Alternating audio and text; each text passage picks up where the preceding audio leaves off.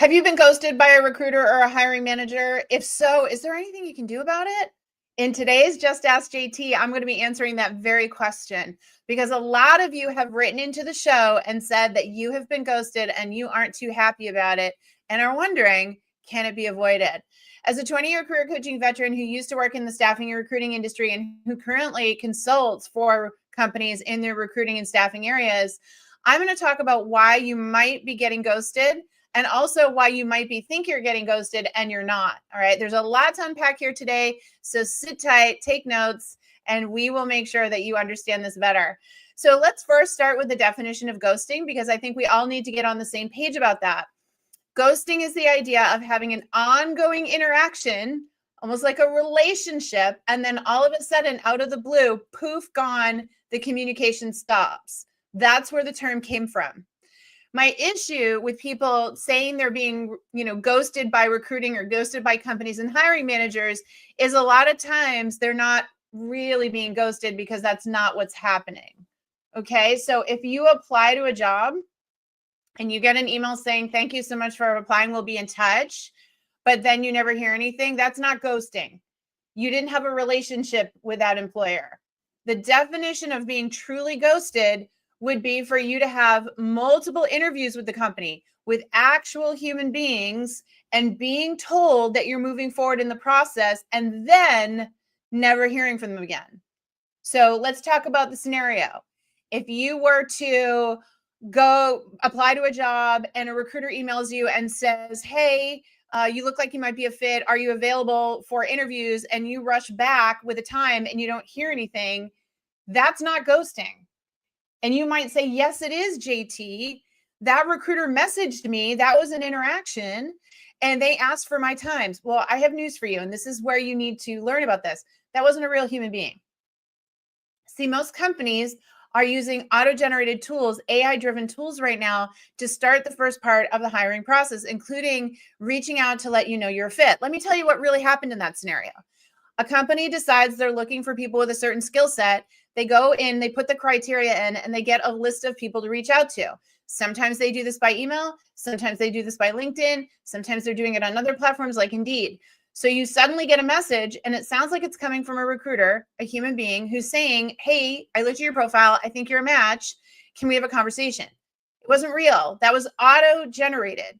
The reason they do that is they sent that same email out to probably 2,000 to 3,000 people that fit the criteria. And what they do is they wait to see who messages back. Now, why are they doing that? Because a lot of the profiles on these platforms are bogus, aren't real. So they're not going to have a human being waste all this time messaging initially. Instead, they use the automated tool, and then whoever responds back, that's when they actually look at your profile for the first time. So people will say to me, yeah, the recruiter messaged me and then I messaged right back I was available. And then I see right after I messaged back I was available, they looked at my profile and then nothing. Because truth be told, that was the first time that recruiter was seeing your credentials and they made a decision that you weren't a fit and therefore stopped the process there. Is that right? No. It's not that I'm a fan of how that's being done. In fact, please know I'm a huge and very vocal advocate for it being a very poor practice. But it is how a lot of these automation tools work. So please manage your expectations. When you get invited to be considered for an interview, you're probably still talking to a bot. Until someone says, here's the date and time, and we want to, message you at this time and confirms with you, you're not really talking to a human being there, okay? Now, the second type of one we're seeing where people say, all right, JT, I made it past that point, and they scheduled a call, and I went to the call and they didn't show up. All right. Did they ghost me? Not necessarily, folks. What is also happening in this scenario is that automated systems are scheduling these meetings. So they're scheduling back-to-back phone calls with applicants. And so you were probably auto-scheduled. Now, what happened likely is that recruiter got slammed. It fell behind, couldn't stay on top of it, and probably missed the window of your phone call. This happens way more than you think, okay? So again, you aren't technically being ghosted at that point. It's unfortunate. Is it a good technology practice? No. But are hundreds of thousands of companies using it? Yes, because they don't have the manpower. They don't have the all human recruiting system. They're using automation to save money. So if you go on the call and they're not there, we don't get frustrated. We don't get emotional. We message the recruiter and say, hey, I was on the call at the time. Looks like we missed it. I'd still really love to meet with you. Can we reschedule? Okay. And at this point, usually they will reschedule with you. If they don't, if this is the point where all of a sudden they never respond to you again, they never schedule, okay, then yeah, that I think we're starting to look at a technical ghosting. Probably still not a human ghosting, but at this point, they reserved your time and now they're not even responding back to reschedule to give you that opportunity. So that's the first place where I think we can start to see that that would be, not good, right? And so what we do in that case is we, again, message and say, hey, I was scheduled. You didn't make the call. I would still really love to chat. Is there a time to reschedule this? You wait 1 week. You don't message multiple times. Please don't message like every day. Just message once. They knew where to find you to set it up. So once you message them, they know where to find you again. If you don't hear from them within a week, write it off. Write it off. And honestly, and I know this is going to be really hard to hear, don't assume that the company doesn't want to hire you. Don't assume anything bad happened. Quite frankly, you fell through the electronic traps. I'm going to talk more about that in a little bit, how to avoid that altogether, okay? So now let's talk about the third type of ghosting, which to me is the most real and legit. They ask you for an interview. You get on the interview with the recruiter. Recruiter says they think that you're a good fit and they're moving you on to the hiring manager, right? You hear they're passing you along. This is what they normally say. Hey, I've liked this interview. I think you're a good fit. I'm going to pass you to the hiring manager. Okay. And then a couple of days later, you get an email saying, sorry, we're not moving you forward with your candidacy. And now you're like, what the heck is going on? Like, I was told I was moving on. You actually weren't. You were told you were being passed to the hiring manager. They pass like 10, 15 people to the hiring manager. They interview like 20 people in a phone screen. They pick the best 5 or 10 and send them to the hiring manager, and the hiring manager chooses the 3 they want to interview. So just because a recruiter, a human being, says they like you, they think you're a fit, and they're moving you to the hiring manager does not mean you're getting an interview. And this is, again, where people are like, oh my gosh, I'm getting ghosted. All right. But not technically, because they never said you are guaranteeing getting an interview with the hiring manager. They never said that. Again, I am out counseling recruiters on this on a daily basis, making them understand that the way they're presenting it is sort of misrepresentation and that it's being misinterpreted by you, the job seeker. Okay. But let's say you actually make it through to the hiring manager. And you have a conversation with the hiring manager, and the hiring manager says, yeah, I think you're a great fit. We have a few other candidates to interview, and then we'll be in touch. Okay. No guarantees here. Now, if they don't respond back to you after this, yeah, that's ghosting. You've had multiple live interviews. You've had a live interview with the recruiter. You've had a live interview with the hiring manager. Nobody said that you weren't moving forward. They said they'd be in touch and they weren't. That to me is true and official ghosting. And what you do is you wait 1 full week from the date they said they'd be in touch, and you message them and say, I wanted to be proactive and see if there's anything else I can do to further my candidacy. If you do not hear back after a week, you're done. For whatever reason, they've got something going on in that organization. They're not moving forward with you. Because I will tell you something. In the recruitment process, it is like dating. If they're interested, you'll know. If they're interested, they stay in touch with you. If they're not, they don't. And so those are all the various stages of the cycle that we see. Now, the last and the most rare and probably the most painful is going through multiple rounds of interviews, right? Meeting with all sorts of different people, making it to the final round, being told you're in the final round, right? And having what you feel is a solid final round. And then they say they'll be in touch and then you never hear. That is a very rare form of ghosting, because at this point, they have built a relationship with you. They have had multiple conversations with you. They understand they're ghosting you.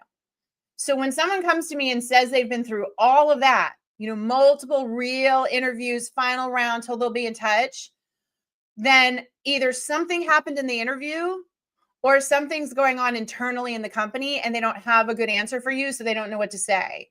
So those are much rarer.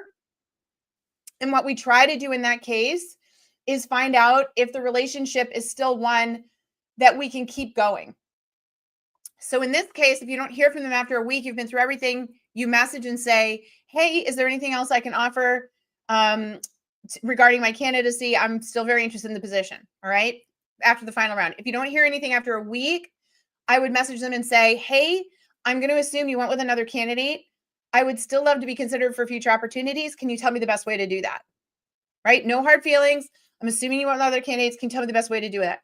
Usually one of those two emails in these very late stages will get you a response because you're being very polite and you're not, making them feel bad or be passive aggressive or trying to ask for feedback on what happened. You're just saying, look, what can I do to further my candidacy? And if I don't hear in a week, I'm assuming you got someone for the role, but I'd still love to be considered for future ops. What can I do to be considered? Those are both proactive and strategic, and usually will break down the walls and they will call or message you and tell you what to do. If you don't hear after either of those, you have been truly ghosted. And at that point, we question whether you want to work there, because this is a company that, in my opinion, truly ghosted you. They took out multiple times of your physical time. They brought you through a very long hiring process, and only in the very final stages did they just shut down. To me, that's a warning sign, and you did all that you could, and we would be very careful. What we hope is that they're eventually going to come back and tell you what catastrophic thing happened that made them go radio silent on you. But again, I'm telling you, that is the most real form of ghosting, and it is rare. What most other people are calling ghosting is too general. You are calling things that are just part of the process ghosting, and it's not. And I know people are going to come at me in the comments, and I know people are going to be angry at me saying this, but this is the point I want to make on this. The more emotional you are in the job search, the weaker you are. The more you label things that have happened in the hiring process as good or bad, like ghosting, the weaker you become as a job seeker. I need you to hear me say that, because you are not a victim. If you are watching me right now, you are not a victim. We are the heroes of our story. You have to believe that. And you have to act like the hero of your story. Okay? And you don't get it. Heroes don't have time to be angry. Heroes don't have time to be emotional. Every time they do, it's a bad thing. You need to be even keel. Attaching emotion and interpreting situations without all the facts, that's a weakness. It is of no value to you. It is you being emotional where you shouldn't be. And it puts us at a disadvantage when we're trying to get you a job. All you can do is learn best practices in job search, which you are doing here, okay? Put your best foot forward, and as things unfold, they unfold. But it is the people that react defensively, negatively. It's the people that interpret things. You add weight to your process. You add emotion to your process. You make every subsequent action more emotional, because now you're just holding your breath, waiting to see the outcome to further validate a negative emotion. It is not healthy, and it is not accurate. So probably not what you were expecting today when we came to talk about what to do when you get ghosted by your employer. But the truth is, the biggest piece of advice you can take away from today is quit being emotional. That is false emotion. You don't have all the facts, and you're labeling it and making it a loss when it shouldn't be. You don't know the outcome yet. And so for you to do that and to start to label everything as negative or positive is not good. It is not healthy. It is not right. It is creating a victim and weakness mentality. And I will not allow you to do that. I will not allow you to do it. Okay? Does that make sense? You're better than that. We're not going to react to this. Right? We're not, getting emotional about that is no one's getting hurt. Right? It's like you wanting to poison them, but you taking the poison. It is of no value to you. So let's stop labeling it that. There is a recruiting process that goes on that is highly automated. That is not ghosting. That is a highly automated process that companies are using to save money. You might not like it. I mean, and I don't endorse a lot of it because I don't think it's great, but us reacting to it, it's not helping us. The only person we're hurting is us. They're not hurting. They're too busy trying to do their jobs, right? They're stressed out doing their jobs. They're not worried. And you shouldn't be either, right? Does that make sense? I hope that makes sense. So I really need you all to take this away. and understand this. Like, that is the big thing. Stop calling it ghosting, because there are only a very few true ghosting instances, which is I've been through 5 rounds of in-person interviews. It's been amazing. They told me they'd be in touch with the next step, and then they never spoke to me again. That's ghosting. Anything else is called the recruiting process, and we don't take it personally. And instead, we just keep our options open and keep on moving. Yeah. Some recruiters seem misleading. Denise says, 2 sent me jobs that weren't real openings. What can I say to recruiters when I realize this? I would say nothing, Denise. I would ignore them. Don't respond back. Like, don't waste your time. If it's not a real opening, then they're probably a bogus recruiter. I wouldn't even engage, right? This is a beautiful example of what I'm talking about. I so appreciate you putting this up, because you're helping me drive home the point. If you can't find that job and that's not a real job, just delete that. There's nothing else for you to do there. Nothing else. Yep. Awesome. Sonia says, I followed this advice, and you're correct. I started the interviewing process right after the new year, had the final interview, and heard nothing for weeks. Yep. I reached out to let them know I'm still interested in the role. They responded a few days later asking me to hold tight, just head back, and the posting is on hold. They want to stay in touch. My point exactly, Sonia. They're so busy and have so much else going on that if a job gets on hold, they're not necessarily in the position to go check in with everybody and tell everyone. So you not taking it personally, not reading into it, and just checking in. Do you know how good you look to them right now? You look so professional. You look cool, because remember, they're the customer. And so you're not pressuring the customer. You're not angry at the customer. You're not demanding the customer buy you. You just said, hey, customer, I'm still here. Hope everything's okay. And the customer was able to come back and go, yeah, here's what's going on. I don't have the budget for it right now, but when I can spend the money, I'll let you know. And you know what else? Not only will I let you know, but I'll remember how cool you were. That's what's happening in that scenario. I love you for that example, Sonia, because this is what I mean. And people get too immediate to react and too negative, and you hurt yourself when you do that. Sonia did not hurt herself. Yeah. Joseph says, remedial question. When sending an email for the 1+ week follow-up, should we stop putting, I hope this email finds you well, greeting? Yeah, that's a nice thing to say. I mean, it's a little formal for me. But I might just say, hey, so-and-so, hope you're doing well. Wanted to be proactive, see if there's anything else I can do to provide, to further my candidacy. Something like that is pleasant. I just might go a little bit more casual. Hope you're doing well. Wanted to see if there's anything else I can do to further my candidacy. If there's anything I can provide, let me know. Yep. That's it, Joseph. And we're not reading into it. Notice we're not saying, hey, I just wanted to follow up. That's super passive aggressive, by the way. You never say, I'm just checking in, or I just wanted to follow up. Study after study shows using that word just like that implies you're saying to them, you didn't do your job, and so now I'm having to do it for you. It's passive aggressive, folks. Don't do it. Right? So be very careful in the wording as well. We want neutral language, proactive. Yeah. What happens when recruiters don't respond when you ask for feedback to do better? Yeah, and they're never going to respond. It's not their job to tell you that. It's that's another thing I want to be really clear on, because it's another thing that people get upset about. They're like, well, how can I get better if they don't give me feedback? First of all, Ann, you probably didn't do anything wrong, right? So it's not about doing better. When you get to the final stage interviews, and I love that you asked this question, so thank you so much.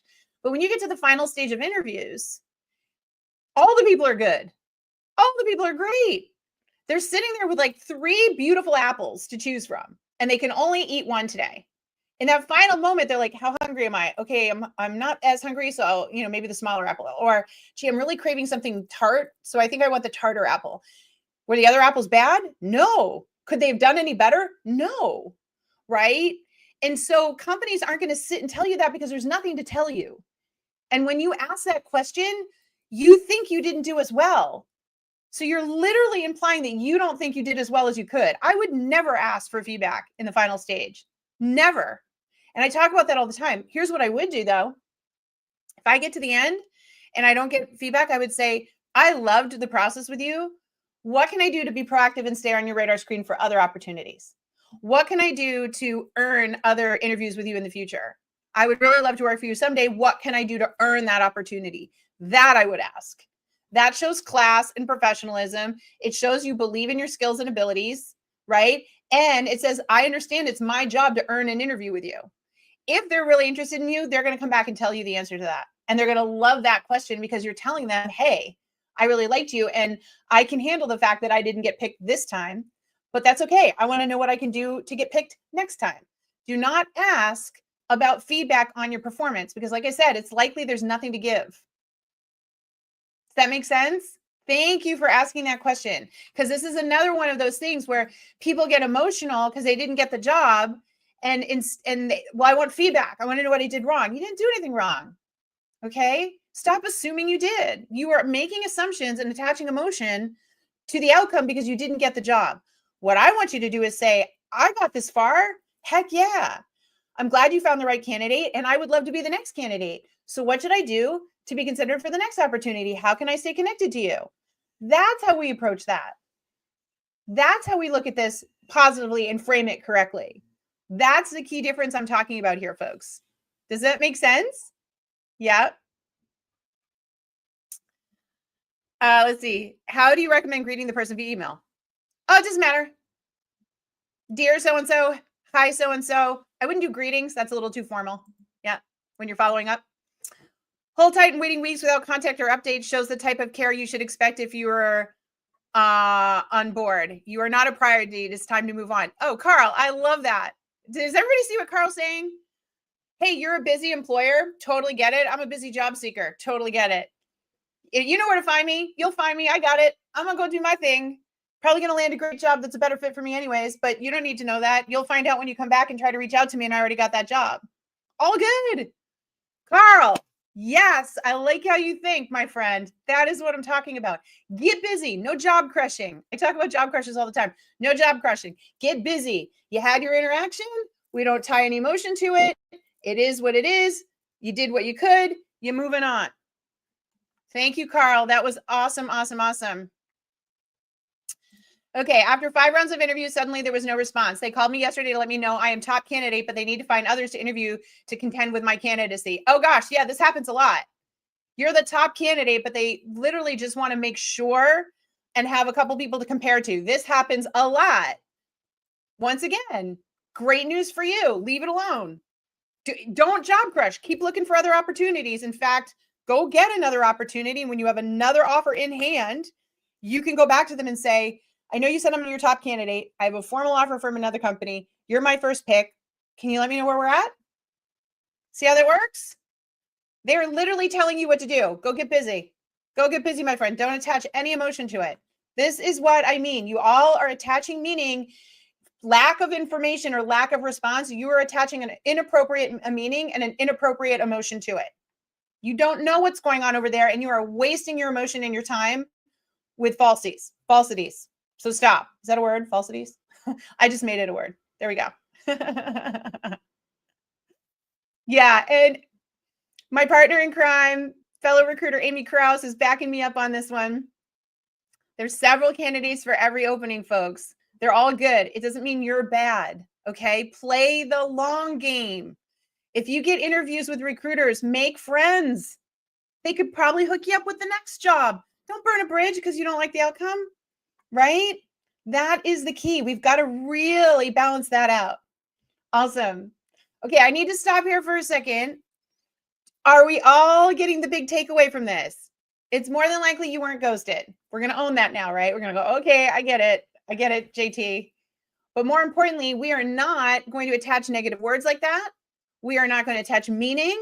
We are not going to interpret. We are not going to get emotional, because that is all false and on us, and we don't have time to be doing that. Okay? It's just the process. Follow the steps, move on. No emotion. And this is an exercise in strength, folks. You want to get better job opportunities? You want people like Carl was talking about, be unbothered, right? You have got to get more even keel in your emotion. Emotion makes you weak in this situation. You are not a victim. That is what we're learning today, right? That is what we're learning, and this is what we're doing. Now, can I just say something? Part of the reason that people end up being emotionally weak in job search is because they do it in isolation. So one of the reasons that you're struggling is because you're doing it alone. And you know how I'm going to prove it to you? Today made you feel better because you were with other people and realized you're not alone. Today made you feel better because you were surrounded by community and you realize there's plenty of people just like you. Today made you feel better because a coach taught you something and shifted your perspective. Again, you're not alone. Sorry, TikTok. Do you all understand what I'm saying here? There is a reason why you should be part of a job search coaching community. When you become part of a community, you get the 3 C's. You get the content, the courses, the knowledge. You get the coaching, the real-time feedback, the support. You get the community. You're not alone. Other people, same problems, camaraderie. When you want to achieve something in your life, like a new job or a promotion or whatever it is in your career, you should not be doing it alone, because isolation creates emotion and emotion creates weakness. Do you understand that? Do you see that today? Do you see why I do these lives? I'm creating a small moment of the 3 C's for you that will transform your ability to perform when it comes to job search. If this makes sense to you, give me a heck yeah. You see what I mean about the 3 C's and why you should not be sitting in isolation. It's making you weak. So if you get that, then your next step, if you haven't done it already, is to become part of the free resource center. I built a community this year because I knew what was going to happen. Tens of thousands of you were going to be isolated and alone and emotional about job search. And so it is free, no credit card required. If you go to my company, Work It Daily, you will see it in the menu bar. You will see it down here. You'll see it linked in the bio on what social platform you're on. Joining the free resource center makes you part of the community and gives you access to coaching and courses. You've got to stop being in isolation. That's what's making you emotional, and that is what's making you weak. That is the truth. Okay? So I'm going to give you another tip. If this made sense and you join the free resource center, here's the first thing I want you to do in the free resource center. I want you to go over to my JT AI tool and unlock your UVA.